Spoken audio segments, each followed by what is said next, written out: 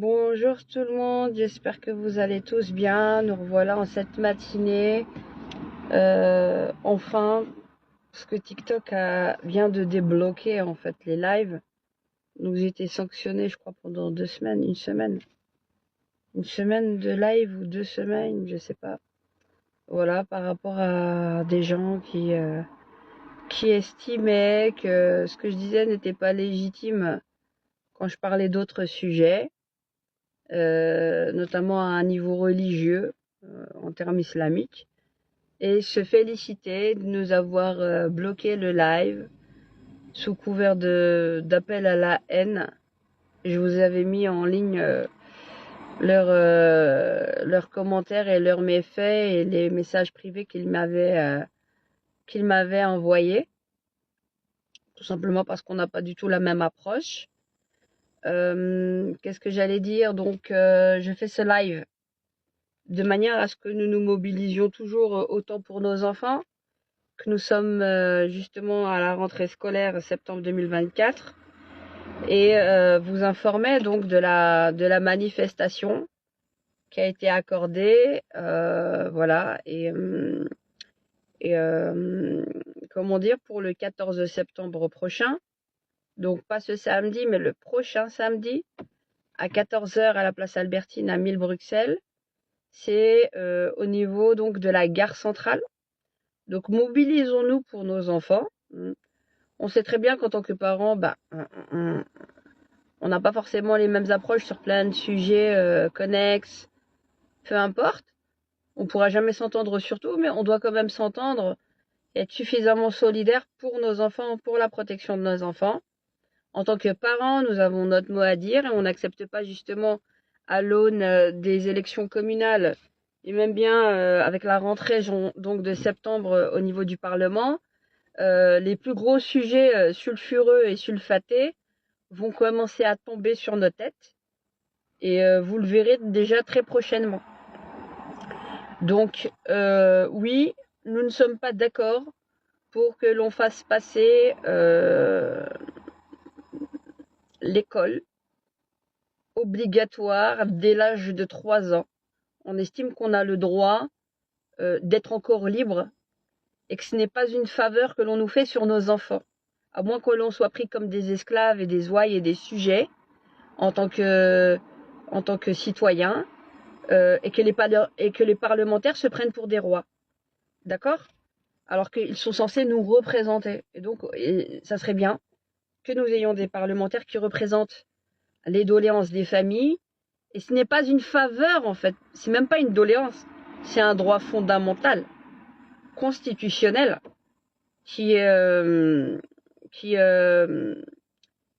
on essaye en fait de s'accaparer nos enfants, comme je vous ai dit, le centre d'action laïque, idéologiquement, est aussi représenté par la Ligue de l'enseignement, et idéologiquement influe les politiques, d'où les politiques font aussi partie. C'est des vases communicants, hein. En termes d'enseignement et idéologique, c'est à tous ces niveaux-là. Donc le CAL influe le MR, influe les engagés, influe le PS. Par rapport à cette idéologie de rendre l'école obligatoire à 3 ans, c'est une idée du CAL. Qu'on sache d'où ça vient. Les VRAS, c'est le CAL et les fédérations laïques de planning familial. Faut le savoir. La jonction avec les lobbies LGBT, c'est une idée de CAL. Et c'est le CAL qui est parti chercher les lobbies LGBT. Qu'on le sache aussi, avec les stratégies concertées. Qu'on comprenne. Salam alaikum tout le monde, bonjour à tout le monde. Faut bien le comprendre. Hein. Faut bien le comprendre. Donc, quelle est la légitimité du CAL et de tous les politiques de reprendre justement les préconisations du CAL? Le fait que qu'on nous mette du CPC 1 heure, de la citoyenneté 1 heure, ça a été une introduction par le CAL, au nom de la laïcité, mais excommuniante et non inclusive, vous comprenez? C'est pour ça que je vous dis que c'est des laïcardo-athéistes et non des laïcs. Vous comprenez, tout dépend de ce que vous faites dire à la laïcité et à la neutralité. Il n'y a pas de neutralité. Eux, ce sont des militants. Bizarrement, eux ont le droit d'être des militants, mais vous, en tant que croyants, quelles que soient vos croyances, vous n'avez même l'agnostique ou ou même l'athéisme est une croyance. Donc, vous n'avez pas le droit, en tant que croyant, parce que religieux, ça, c'est devenu aujourd'hui, dans la bouche de certains, une connotation péjorative. Comme si la laïcité laïcardo-athéiste qu'on voulait nous vendre, ce n'était pas une religion en soi dans la négation de Dieu. C'est une doctrine et une croyance et une conviction. Et ils font du lobbying sur l'enseignement public qui est financé par qui? Par des croyants aussi. Qui paye? Vos impôts, votre argent, il sort de qui? Il sort des croyants en tant que citoyens. Et eux ont des subventions publiques pour venir nous dégommer, nous infiltrer à l'intérieur de l'école, et qu'il n'y ait que eux qui aient pignon sur rue et qui dictent le ton et le là au niveau doctrinaire à nos politiques, qui les reprennent en cœur et à cœur joie, et où tous les croyants sont stigmatisés et où la Constitution est en permanence violée. Donc, même à l'intérieur même de l'ULB, sur le droit administratif et le droit au niveau de l'enseignement, c'est violé à tous les niveaux. C'est violé à tous les niveaux au niveau constitutionnel. C'est-à-dire, moi personnellement, je vous le dis de mon point de vue, oui, je suis musulmane. Oui. Oui, j'ai fait aussi de la théologie. Oui, je défends d'autres positions concernant les femmes musulmanes. Je défends aussi le fait que, à l'intérieur de l'école, et avec la double casquette, que ce soit en tant que citoyenne et en tant que aussi musulmane, qui connaît ma religion, contrairement à ceux qui viennent nous montrer du doigt, comme quoi nous n'aurions rien compris. Ça, je vous parle du discours interne, entre musulmans, pour ceux qui ne seraient pas musulmans et qui ne comprendraient pas. Si on doit parler de l'islam, je dis que le voile n'a jamais été obligatoire tel que certains disent qu'il est une obligation divine. De deux, dans le cas où on prendrait le postulat qu'il serait, entre guillemets, selon certains de nos doctrinaux, une obligation divine, l'obligation ne concerne que les filles et les jeunes filles à partir de 17 ans. Tel l'âge de Aïcha radiallahu anha. Oui, ça, qu'on soit bien clair. Oui, il n'y a pas de problème. Vous voulez parler théologie, chers musulmans, on parle théologie. Donc, de ce fait, moi je cherche pas à adapter mon islam à la laïcité, laïque ou quoi. L'islam, il est laïque par essence, contrairement à ce que l'on pense.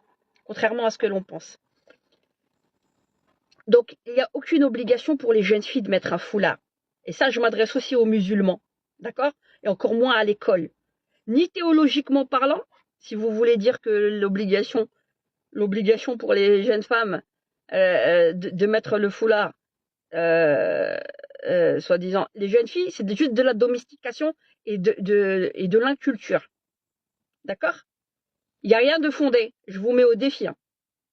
Vous voulez nous parler de Usul al-Fiqh, de la jurisprudence, de la philosophie de la jurisprudence, de ce qui a été fard, de ce qui a été wajib, de ce qui a été mukrah, de ce qui ou darajat al-fard ou bin al-fard ou le wajib, quand vous voulez. De sunnah, mais sunnah, al-haram, al-mukrah, quand vous voulez.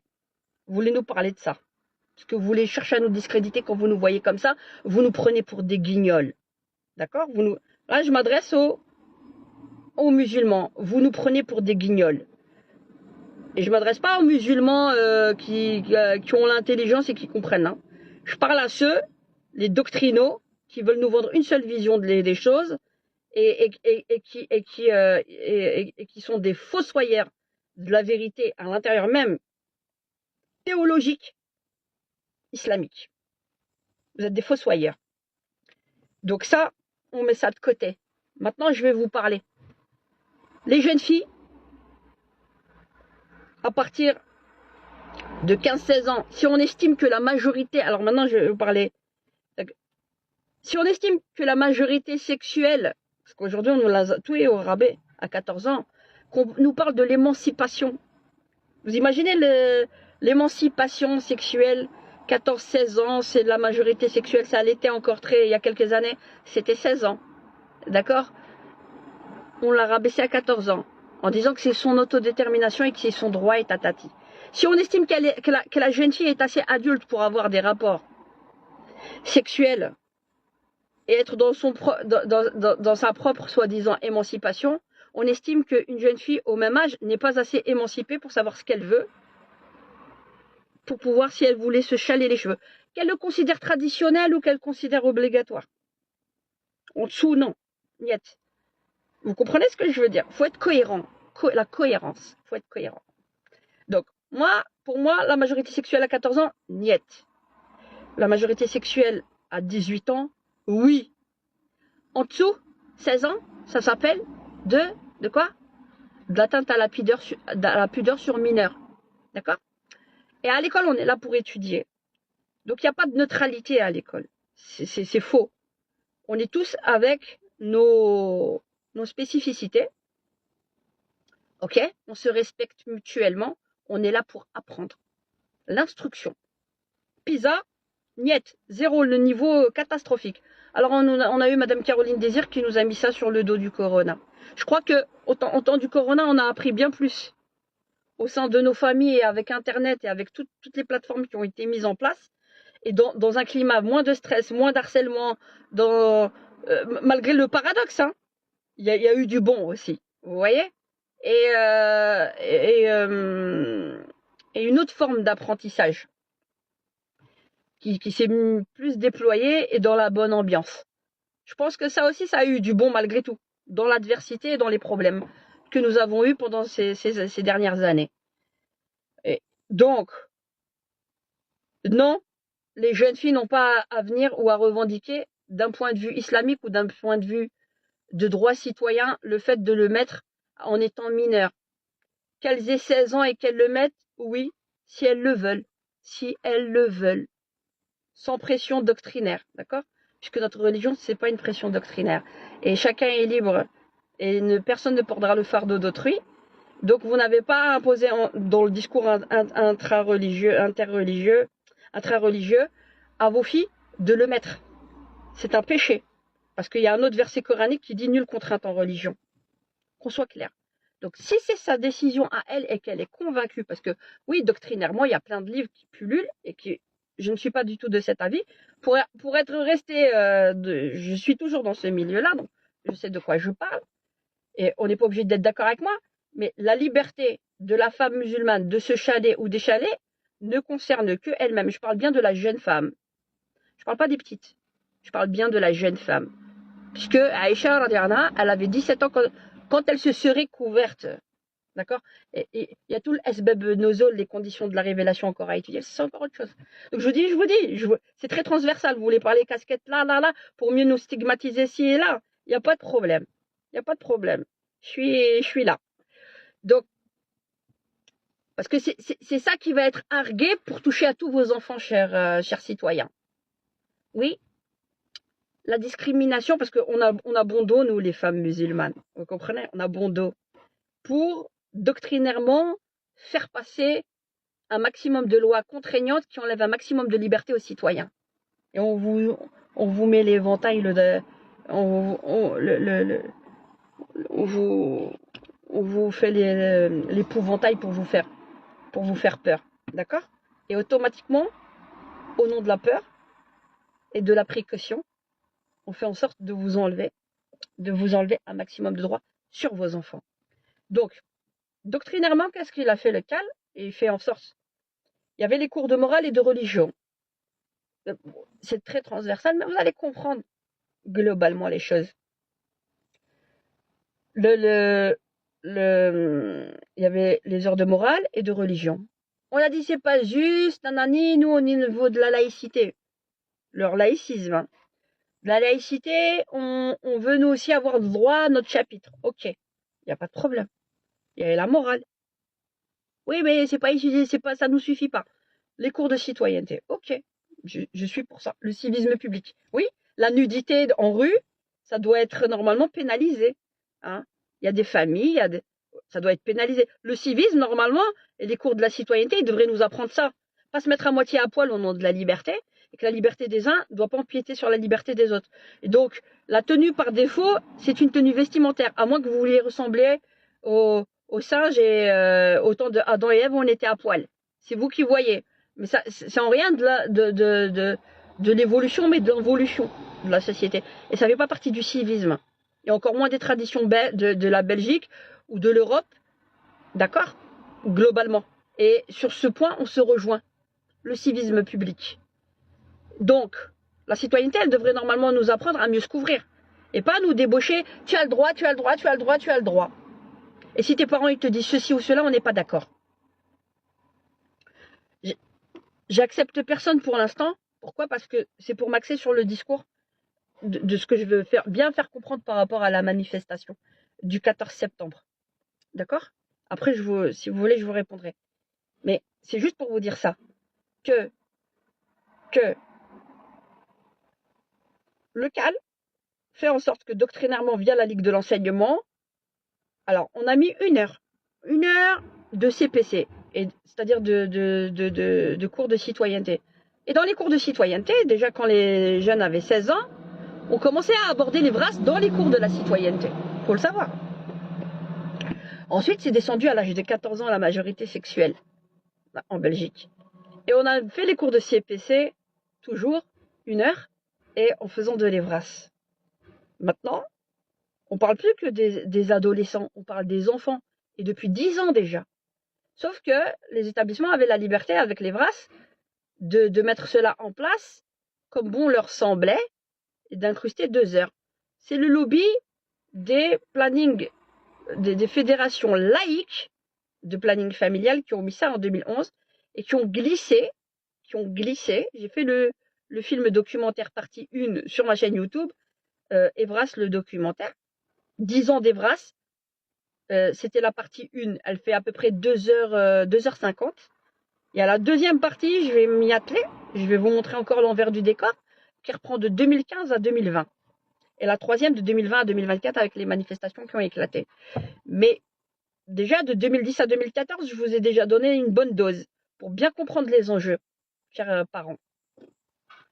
Donc, vous avez le CAL, maintenant qui préconise 2 heures de citoyenneté.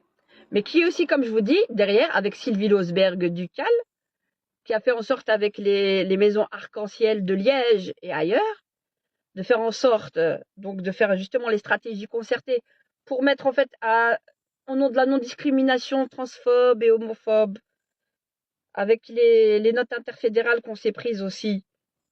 C'est-à-dire que ça serait homophobe de notre part, soi-disant, de dire que nous ne voudrions pas aborder ces sujets-là en public en termes d'EVRAS à l'intérieur de l'école. En quoi quelle est la légitimité de ces associations-là, déjà, de venir faire saute-mouton dans un droit légitime et constitutionnel des parents d'éduquer leurs enfants. Et la liberté des parents, c'est de pouvoir aussi, instruire comme bon leur semble leurs enfants, parce qu'il faut savoir que le CAL fait en sorte que l'école elle devienne obligatoire 3 ans pour qu'on injecte mieux les VRAS à un niveau package et idéologique avec les plannings laïques. D'accord? On envoie les infirmières qui ont fait déjà pas mal de dégâts pendant 10 ans et où ils essayent d'essuyer ce couteau-là sur qui? Sur ceux qui ont fait de l'EVRAS, mais les catholiques qui ont fait de l'EVRAS, qui avaient déjà le CEGEC, qui ont envoyé les infirmières ou les associations qui faisaient de l'EVRAS à connotation dite religieuse, tout simplement parce qu'elles ont des croyances et qu'elles disent aux enfants, aux jeunes, attention, faites attention, elles font de la prévention sur des ados. D'accord? Et vous avez les fédérations laïques qui fustigent avec le CAL, d'accord? Au nom de, soi-disant, pour dire que ce sont des conservateurs et que, oui, on a fait l'étude de l'EVRAS qui a été fait dans les milieux catholiques, ça ne nous convient pas, il y a de la ségrégation envers les homos et soi-disant envers celles qui font l'IVG. Ils ont pris le problème à l'envers, alors que c'est même pas un droit pour tous, à la base, de faire de l'éducation sexuelle, en plus de ça, sans avoir demandé déjà l'autorisation aux parents. Donc pendant 10 ans, il n'y a pas eu de partenariat avec les parents. Ils sont tous servis. On fait notre shopping, notre lobbying, et on se fait financer par le pouvoir public, c'est-à-dire par nos impôts. Ils nous ont rien demandé. Ils nous ont pas demandé. notre avis à nous, en tant que parents. Ah, on pouvait aller tous se faire voir. Ouais, on est les derniers, les façons. Et dans leur littérature, alors nous sommes des sources de presque de ségrégation. Hein. De ne, vous n'êtes pas légitimés. Hein. Vous comprenez ça? L'enjeu, où est-ce qu'il est? Donc ils se frottent tous les mains. On va se faire de l'argent. 2013, 300 000 € ont été débloqués. Après, on a eu qui? On a eu Céline Frémaux qui a fait en sorte de faire rentrer les plannings familiales à l'intérieur des écoles. On a eu 600 000 € de subventions en 2017, qui sont montés de 2015 à 2016 de 400 000 à 500 000. Après, on est passé à 600 000. Maintenant, on est passé à 3 millions. Demain, on passe à 6 millions. Jackpot. On est à combien là? Juste pour les fédérations laïques, les associations concertées, et plus les stratégies concertées, avec OIS qui est anciennement SOS SIDA, qui n'est créé que par des jeunes. Il n'y a pas de spécialistes. Zéro spécialiste. Psychiatre de l'enfance. Zéro. Il refuse même la psychologie. Il dit, on va faire l'analyse globale et l'étude holistique de la sexualité enfantine. Vous avez à l'ULB là, Aimé là. L'ULB Aimé, vous avez qui? Vous aviez une Sophie Maas, qui elle est une psychiatre pour ados à la base, qui nous parlait sur les plateaux l'année dernière encore de la sexualité enfantine. On est où? La jonction. La jonction. Vous imaginez? Sexualité enfantine. Un enfant, il a une sexualité? C'est d'où vous prenez ce postulat? D'où? Ah ouais, faut aller à la racine, hein, faut gratter. Hein. De quoi on parle? Donc, vous voyez le calme, c'est lui idéologiquement. La Ligue de l'enseignement, c'est lui idéologiquement, avec les fédérations laïques de planning.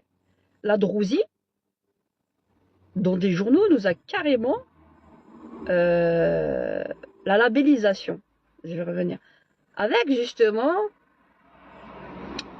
Caroline Désir qui est rentrée en fonction en 2019, la labellisation dans un journal où il y avait l'interview de Caroline Désir et de Drouzi, celle qui est à la base du guide Evras.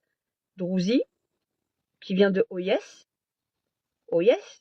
qui avant était SOS SIDA, et qui n'est représenté que par des jeunes. Il n'y a pas de spécialistes à l'intérieur. Qu'on comprenne. Qui nous a fait son super guide là. Guide de l'enfer. Je répète, guide de l'enfer. Elle a dit clairement que la labellisation, c'était une manière d'évincer en fait les religieux. Ça, c'est pas de la discrimination. Ce n'est pas de la... Elle l'a dit clairement. Qu'on vient de m'attaquer sur ça. C'est moi qui compte faire des démarches avec le cercle de la Boétie, notamment, en tant que partie civile, au niveau pénal. C'est pour ça que les gens qui me suivaient tout au début, ils m'ont estimé très radical.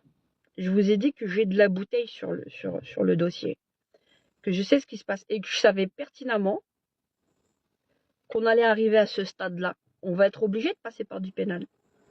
Que le recours en annulation, parmi 4 ou 5 associations qui se sont mobilisées pour faire le recours en annulation, pour faire l'annulation du décret 2023, qui lui ne laisse plus le choix aux directions d'école de mettre cela en place en partenariat soit avec les parents, avec des associations en fonction de leur projet pédagogique et d'enlever la liberté même aux directions d'école.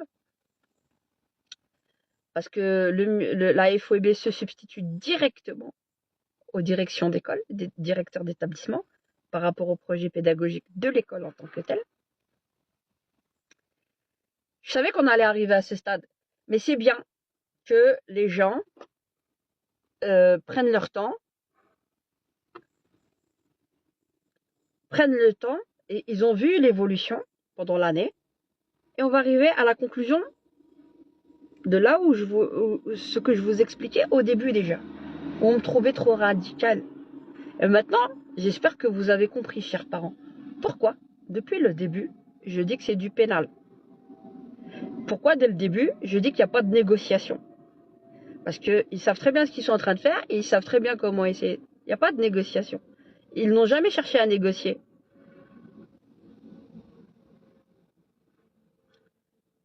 Mias, c'est toi qui avais mal parlé de Rachid l'imam de Brest? Oui, j'avais fait des vidéos tests. Je voulais tester et j'ai expliqué le pourquoi du comment. Je voulais palper le terrain. Bien sûr, bien sûr. J'ai fait plusieurs en fait. Je voulais palper le terrain. Si on trouvait tout ça légitime, bien que il a dit des conneries, c'est pas le problème. Mais qu'il ait eu ce qu'il a eu, c'est très grave. Bien sûr. C'est comme ça que je voulais tester les réactions. Donc, donc, je reviens sur le sujet qui nous concerne. Il est pourtant obligatoire, sauf pour la ménopausée. T'as besoin de connaître ma situation vaginale. Allez, le foulard. T'as besoin de connaître ma situation vaginale pour savoir si oui ou non c'est légitime. T'as jamais dit que c'était mal poli, qu'on était libre en tant que musulmane. C'est quoi, t'as voulu devenir gynéco pendant que tu y es aussi. Allez, arrête. Bon, on reprend plus sérieusement. Donc, la manifestation du 14 septembre, chers parents, il faut bien comprendre. Les enjeux, le but, c'est de vous enlever un maximum d'autorité parentale. Demain, vous serez judiciarisé. Si vous n'acceptez pas idéologiquement ce qu'on est en train de nous faire. Il y a une certaine Madame Noémie qui était, j'ai oublié son nom de famille, qui était lors de la réunion du 11 février 2024 à Forêt, lorsque Caroline Désir s'était déplacée dans une association de parents. Il y avait des femmes. J'y étais. J'y étais avec d'autres parents. Elles ne s'attendaient pas à nous voir. Et lors de la campagne récente, elle faisait la promotion. Je vous remettrai la vidéo. Donc, avec le lobby LGBT, des transfusions sanguines et le fait de ne pas être, de pas voir de psychiatre pour pouvoir faire en fait tout ce qui est transition de genre. Et qu'on commençait à parler de transition de genre dès l'âge de 12 ans. Qu'est-ce que ça veut dire? Qu'est-ce que ça veut dire? Ça, c'est au sein du PS, du Parti Socialiste. Qu'est-ce que ça veut dire? Alors que le PS, avec les engagés ex-CDH, c'est eux qui ont mis les brasses avec les écolos, qui ont rentré avec Mathieu Dale en 2014. En 2012, il disait, moi, je ne fais pas partie du lobby LGBT, je parle en tant qu'un parlementaire. Ensuite, il a fait partie et il nous a mis soi-disant, les conventions, le traité de Yogyakarta, qui ne concernent que des autres pays tiers, qui n'ont rien à voir avec nous. Et ils nous ont mis ça, et au nom de la lutte contre l'homophobie, ils nous ont mis ça sur la table. Écolo, Mathieu Dale, 2014, quand vous voulez. Et à la fin, on s'est retrouvé à faire du lobbying et à oppresser les parents hétérosexuels qui veulent donner une éducation à leurs enfants en expliquant c'est-à-dire que l'homophobie ne venait que des religieux. Et que c'était légitime, en fait, de se défendre de la sorte. Et maintenant, c'est l'inversion accusatoire, où finalement, ce sont les croyants qui sont stigmatisés automatiquement d'homophobes, alors que vous n'êtes pas plus hétérophobe que nous ne serions homophobes. Vous avez compris ce que je veux dire? Vous êtes tout autant hétérophobe que vous supposez que nous serions homophobes. À vous, votre sexualité, et à nous, la nôtre, dans le respect. Mais quand vous voulez jouer... Quand on fait pas d'omelette sans casser des œufs, A plus B égale C. Techniquement, naturellement, scientifiquement, il faut un homme et une femme pour faire des enfants. Point final. C'est un b.a.-ba. Vous voulez aller au-dessus des lois naturelles, des lois divines pour les religieux. Vous voulez aller au-dessus de tout. Au-dessus de tout. Et vous nous faites l'inversion accusatoire au nom de votre discrimination pour faire la guerre aux familles nucléaires. Ouais. Et faire de la déconstruction identitaire sur nos enfants. Là, vous allez beaucoup trop loin. Sauf que je parle bien du lobby LGBT. Attention.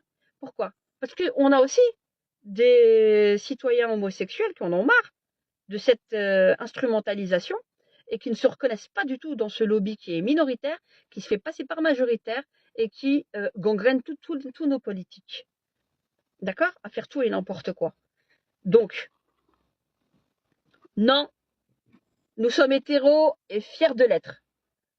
Non, on ne rasera pas les murs demain pour votre plaisir. Et non, vous ne ferez pas ce que vous voudrez de nos enfants. Et non, nos enfants ne sont pas une marchandise. Non aux ultra-féministes qui, au nom de leur humanisme, anéantissent la vie fétale. Non au nom de leur lobby pro-IVG et militant à l'intérieur de nos écoles. Les enfants sont là pour apprendre et étudier à un niveau instructionnel. L'éducation, c'est les parents qui la donnent. Que nous fassions un partenariat, que nous parlions dans comment dire, dans des termes beaucoup plus adaptés, en partenariat avec les parents, que l'on concerte dans une logique, comment dire,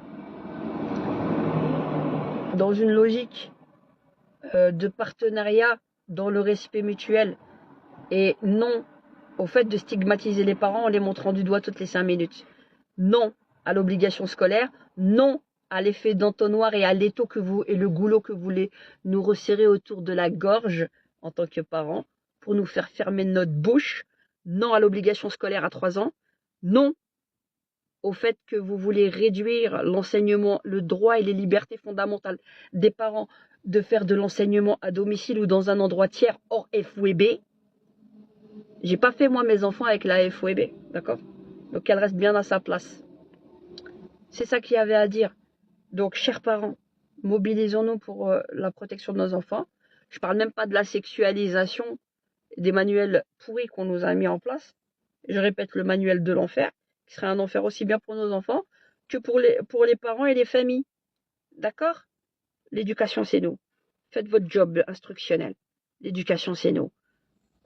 Et il n'y aura pas de la coéducation à la manière du CAL de Liège, qui préconisait cela en 2014. Il y a la coéducation, c'est que sur notre bon vouloir en tant que parents. Voilà. Bonne journée et à bientôt.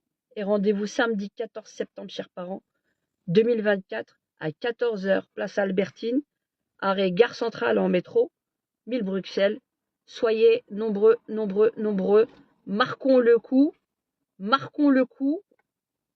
1 an après, on est encore là. Salam alaikum et bonne journée à tous.